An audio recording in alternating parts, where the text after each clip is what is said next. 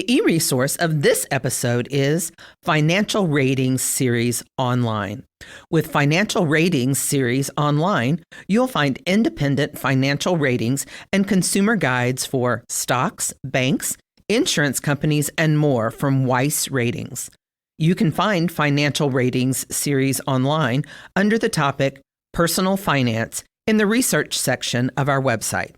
Yeah, it's pretty much it's the author, quote unquote, interviewing people and having them, what was life before the apocalypse? And then he was interviewing a soldier during the zombie apocalypse, and then interviewing people and how they've adapted to this world that now has this new and changed outlook. JoCo Library Uncovered. Hey, everybody, and hey, Charles, hey, what the heck? My apologies to everyone. It looks like Charles couldn't make it today. Dave! What? I'm here, Dave. Charles, what? Where are you? I'm down in the bunker. I didn't even know the Blue Stem conference room had a bunker. Of course you didn't. But I'm guessing you don't even know what month it is. No, it's September. Yeah, but also, hang on. Let me just come up there.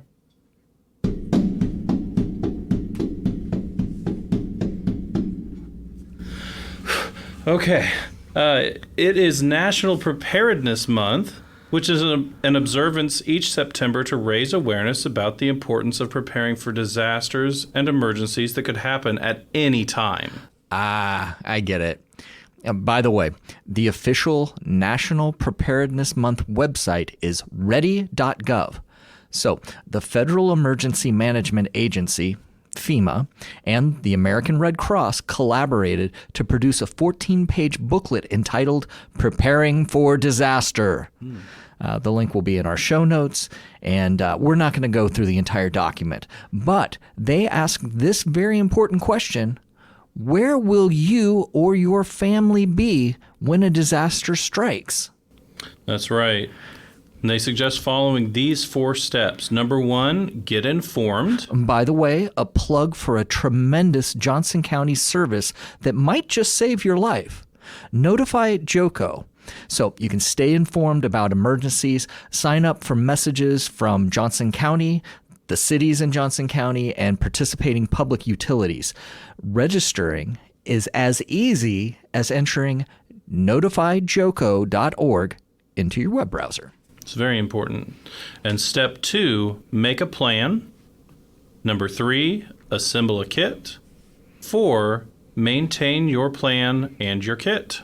And if something major does go down, you're going to want to have a good book to read in that preparedness kit. And that's how we transition into welcoming back Gregg Winsor and his friends as they take a deep dive into post-apocalyptic fiction.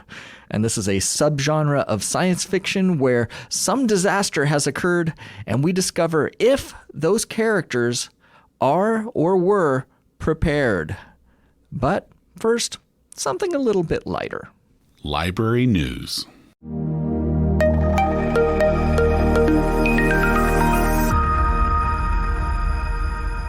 Gregg, welcome back. Charles, thank you so much for having me. Well, it looks like it's time for another collection deep dive. So why don't you introduce your guests and our topic for today? Absolutely. Thank you so much. Again, thank you for having us. I am with 2 of my colleagues at the library. Let's go ahead and go around the table for introductions. Hi, I am Alice, and I am a circulation clerk at Gardner, Edgerton, and Spring Hill. My name is Grant. I'm also a clerk over at the Gardner, Spring Hill, and Edgerton libraries. Well, Grant and Alice, thank you both so much for joining us here today. The topic of today's collection deep dive is going to be post-apocalyptic stories. And for a list of everything that we're going to talk about today, you can find those on our website at jocolibrary.org/uncovered. Well, thank you both so much for joining us today for our collection deep dives. But before we get into the topic of post-apocalyptic stories, Grant, why don't you tell us a little bit about what draws you to the genre? So something I've always enjoyed about post-apocalyptic scenarios is that it's something that's been present throughout history. Everyone's always had this fear of what the future holds. As anyone might know from the 1960s to onward, nuclear war was kind of like the popular pick. Yeah. Climate change is now kind of coming in vogue. So it's like whatever the zeitgeist of that era. Yeah. So this is a genre that kind of reflects our concerns and our fears, kind of our priorities also as a group, as a culture. Yeah. And we right? can be very imaginative about it. Absolutely, yes. As someone growing up in the 70s and 80s, kind of that apocalypse was always looming, and now we have more of a global view of things. Alice, what draws you? What brings you into the genre? Well, I find it very relaxing. Wait, what? I find it very relaxing because if you think about maintaining our houses, maintaining our roads, maintaining our cars, maintaining our relationships, our social structures are very complicated. Modern life takes a lot. It's stressful. And if it's the end of the world, that all sort of falls away. And often in these books, you get to a point where you're unplugged, you're back to nature. It's not as you would want it to be necessarily, but you do get to that unplugged place. And I just love that. Sometimes it's very beautiful. So it strips everything away to its kind of most basic core essence. That's a great way of introducing things. Go ahead and Grant, let's go ahead and get started. What is the first book that you wanted to talk about today? So something that is probably a go-to post-apocalyptic scenario would be The Road from Cormac McCarthy. Yes. It's not talked about what happened, but basically it's like society has ended. The world is very dead, very gray, very bleak. It's a father and his son making their way to safety, what they believe, in a coast. And it's just this bleak look at what the future holds. As Alice puts, just that instead of worrying about the future like in a month or two from now, they're worried about day-to-day survival. They're worried about what's around that corner Sure. because it could kill them. Yes, and this is written by Cormac McCarthy, and he won who passed away recently back in June, sadly. So if you've never read Cormac McCarthy, this is an excellent way of getting into it. It won the Pulitzer. It was one of Oprah's big book groups selections. So this is even though this is a bleak novel, this is a majestic kind of American classic. Yes, it's just very much a good view of what would life be like if you're trying to just focus on the day-to-day. Yeah. And that when things are so dark and so bleak, even the smallest glimpse of hope means the world. And Yes. the connection between these two characters really brings this out. The father is trying to keep that hope alive in his son, and it's kind of the focus of the book throughout the world. As the son looks on with these innocent eyes in the world, but the father is just like Trying to kind of maintain it and trying to he has to juggle both the reality and keeping his son alive. Absolutely. Yeah. So let's changing tracks a little bit. Going from The Road, what's the next book that you wanted to talk about today? So a complete turn would be the Max Brooks World War Z. It's a zombie apocalyptic scenario book. Yes. It's a very much like what it says in the tin. It's a very kind of a podcast style, shout out to that, where it's a slice of life going from before the events, and it just jumps to as the author is trying to capture the moment, goes from before to characters during and what's happening, and then the aftermath and how the society has changed. So the book doesn't have like one continuous through line, but it shows the apocalypse through different characters, different points of view throughout the process. Yeah, it's pretty much like it's the author, quote unquote, interviewing people and having them what was life before the apocalypse, and then like he was interviewing a soldier during the zombie apocalypse, and then interviewing people and how they've adapted to this world that now has this new and changed outlook.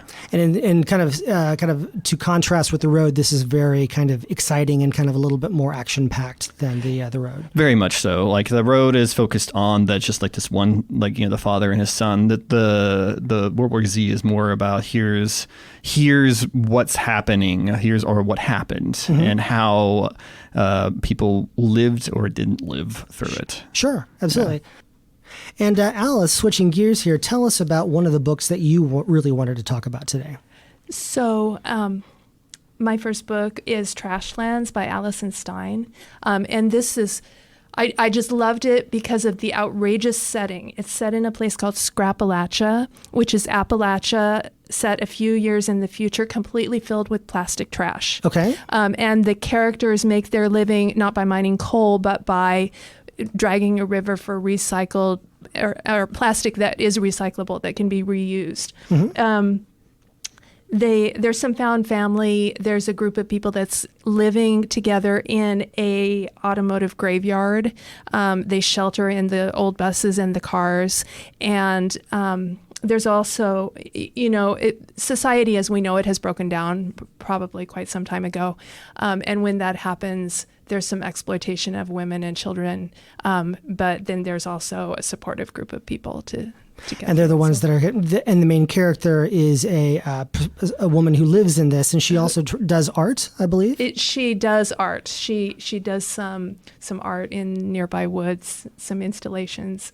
So it's kind of finding meaning in something that, doesn't have the meaning set and provided. She has to make that. Sure, she has to find that connections with the child that she wants to rescue and the art that she wants to make in this kind of blasted world that she lives in. Right.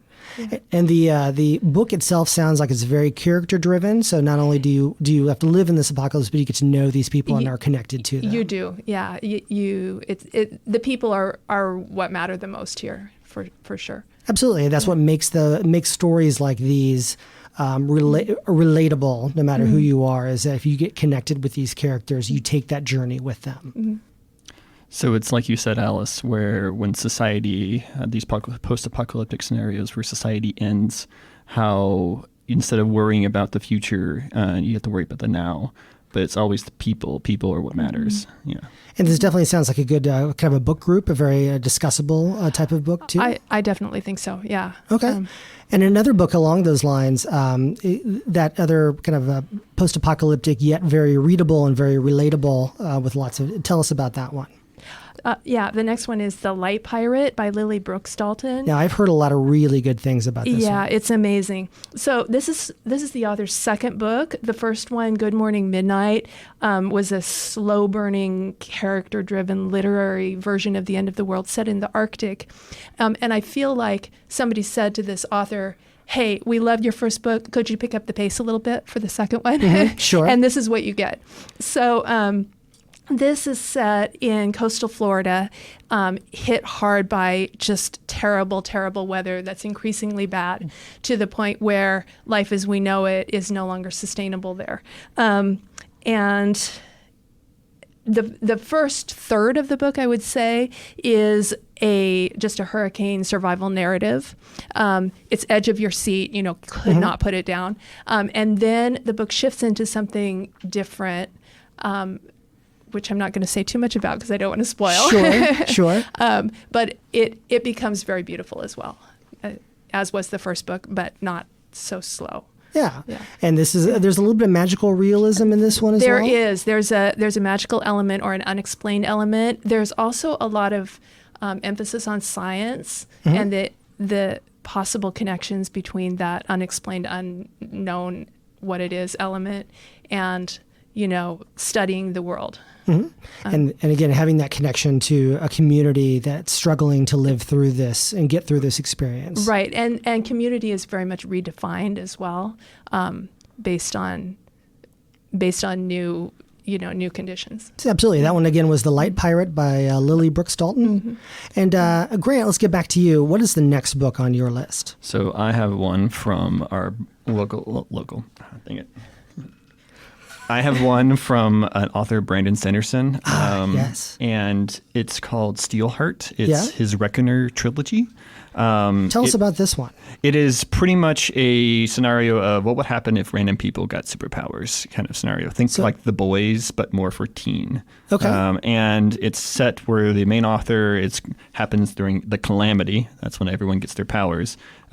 His father is killed, and he sets out to get vengeance on Steelheart. Okay. So the Steelheart is kind of like the main, most powerful person in this world and is not using his powers for good. And it's a complete breakdown of society as generally these people get like superpowers like pointing at someone and they die, or just like invisibility, anything like these random powers. And it just can't, like, they can't be stopped.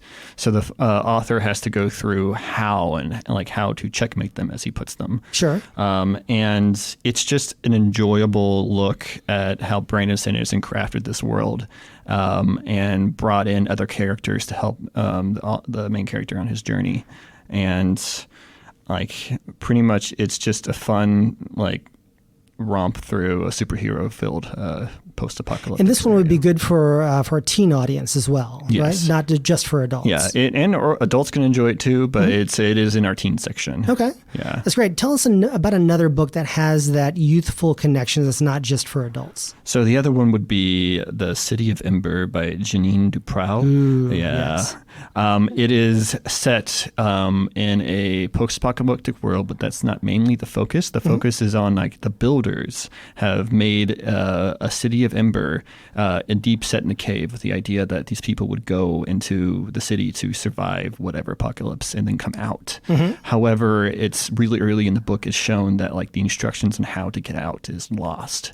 And then suddenly, like, it's slowly but surely that they're running out of supplies, lights, and everything. And the city itself is kind of falling apart around them. Yeah, it's kind of it's very interesting how, like, the main characters are two kids, and they live in this world and they don't know anything outside of it, and they know something's wrong. Like, the lights are going out, they're running out of light bulbs. Very play on that. And the adults aren't doing anything. Like, the adults are kind of sticking their heads in the sand or ignoring it or believing that, oh, someone's going to save us, but we'll just keep living on. And so they have to keep going on. So the kids are the ones that are going to have to, find a way out and find a way through this. Yeah, the kids are the ones who are seemingly the only ones working towards this goal of saving the city. Yeah, and this is part of a trilogy, as you said. Yes.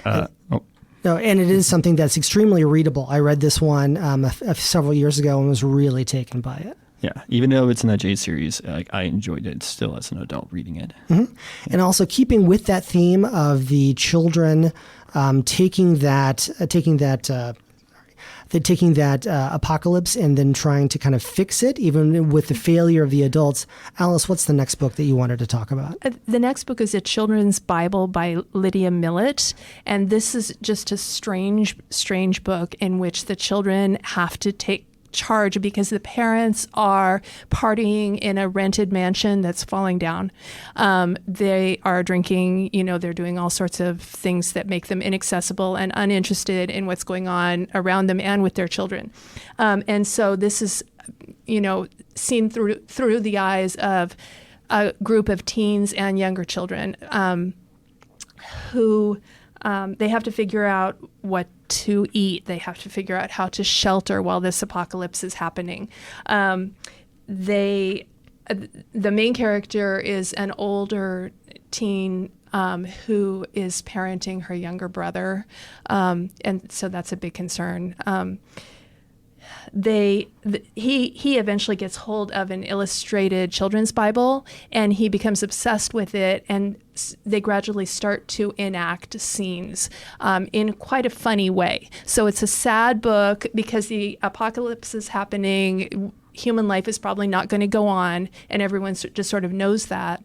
But then it's also very funny all the way through. And I think that's partly what makes it so strange. I think this would be a great book to talk about in a book group because of those elements of things, incongruity, I guess. Yeah, and the kids are just kind of drawing these parallels from a book that they don't necessarily really understand, trying to find meaning in this world that has kind of been abandoned to them. Right, and part of why I love this so much is just the mood of complete abandon and just completely letting go of everything that you would expect childhood to be, and just sort of rewriting in really a spectacular way. Okay. If the adults are not going to save us, we'll have to do it. They are not going to do anything. Yes, and very much like Jean Duprow, the kids are the ones that are going to have to find the meaning and save themselves, if not the world there.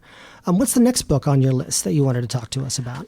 It's Moon of the Crusted Snow by Wabgeshe Grice.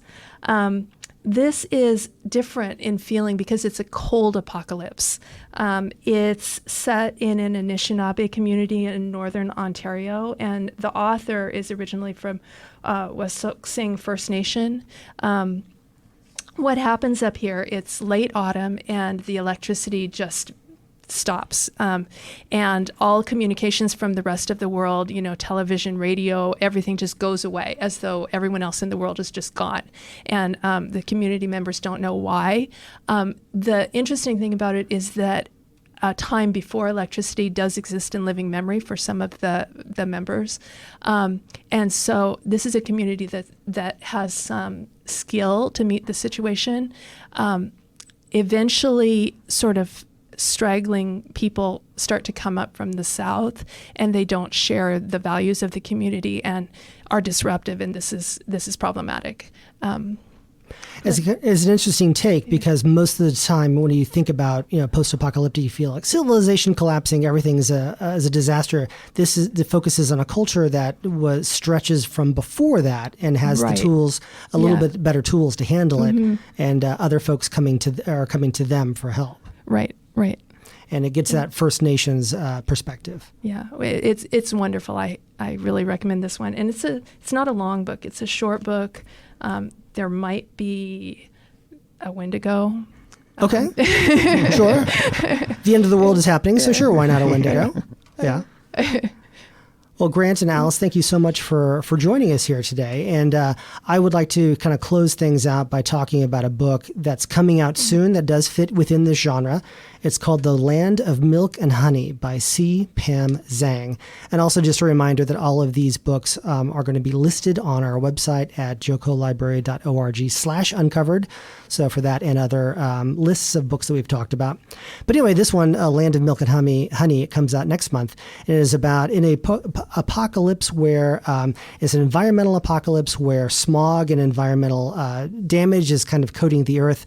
A billionaire has kind of created a mountaintop compound where he's able to, him and some scientists are able to keep the apocalypse kind of at bay, and invites a handful of people, including this chef, who can kind of cook these meals that are thought lost because plants won't grow in other areas of the world. So she kind of comes to this place, and she is kind of introduced by the billionaire's daughter, who kind of introduces the concept of things may not be what they seem in this kind of Elon Musk style compound that's going on. The premise of the book is very kind of a post-apocalyptic, but the writing is very sensual and very lush, as the author describes the lost art of the senses of eating, of touching, and of connection. And it is really kind of a sensual book in that way.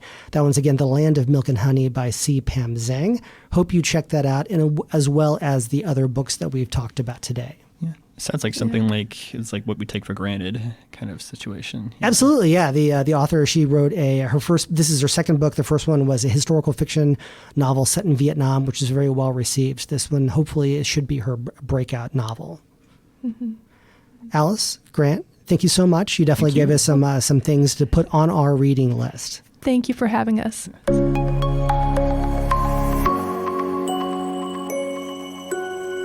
So a big thank you goes out to Gregg, Alice, and Grant.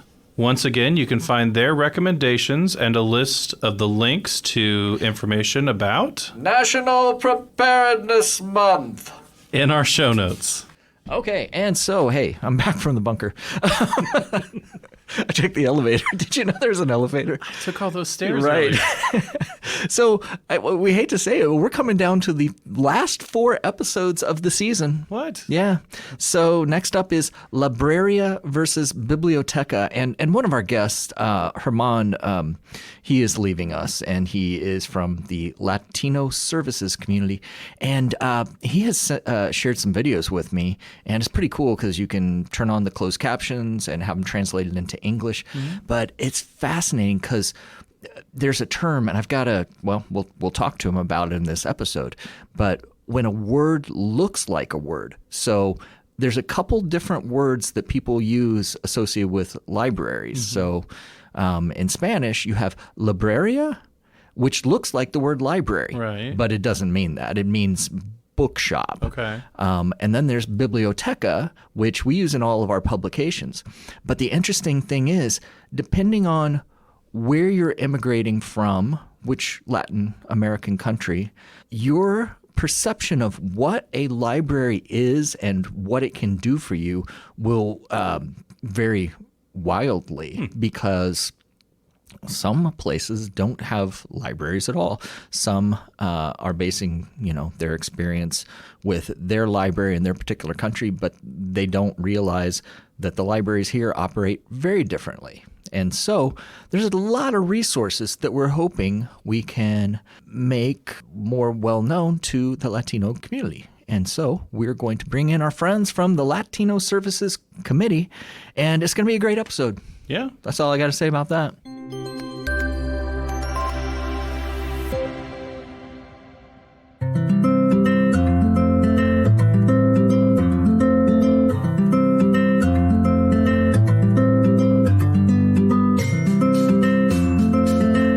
JoCo Library Uncovered.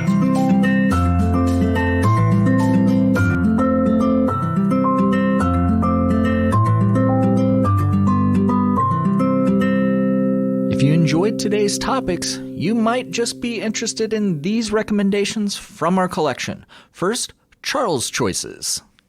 And today I have two for you. So the first one is going to be The Passage by Justin Cronin, and that is the first book of a trilogy.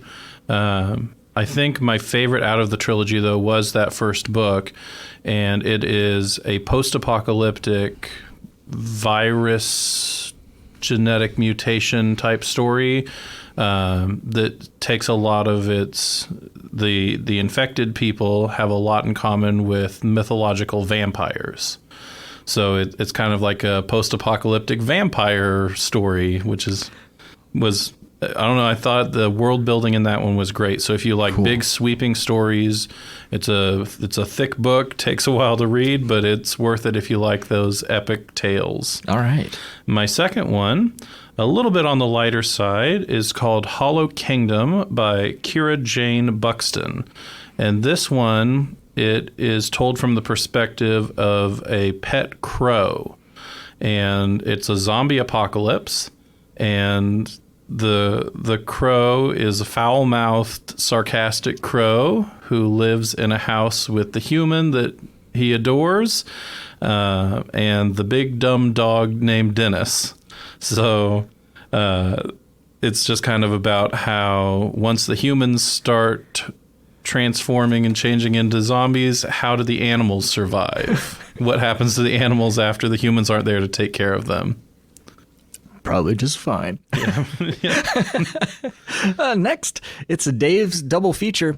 We invite you to visit the streaming video section of our eLibrary. That's jocolibrary.org/eLibrary. And please check out IndieFlix.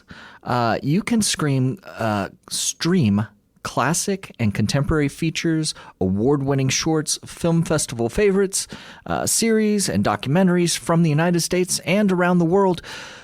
There you will find a 14-minute drama/science fiction film from 2022 called Riley. So it's described as the world is burning. Sun, wind, and dust dominate the surface. Life underground is the new normal. Returning home to their basement sanctuary, nocturnal scavengers Riley and her father, Dutch, play their favorite game, What's for Dinner, with an unopened, beat-up tin can. This is their daily ritual of survival, finding the smallest moments of light in a bleak, dystopian future until an unexpected visitor surprises them. And in Kanopy, under one of our favorite categories, the Great Courses, you can learn all about great utopian and dystopian works of literature. So once again, a full list of our book report recommendations can be found on our webpage, jocolibrary.org/uncovered.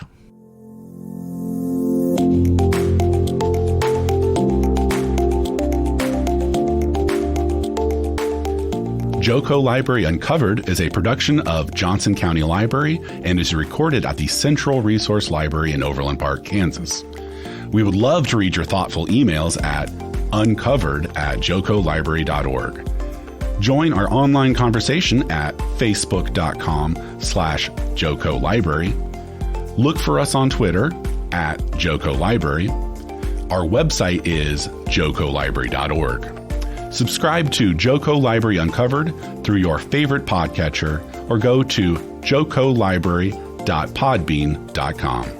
Thanks for listening, and come back in 2 weeks for more JoCo Library Uncovered.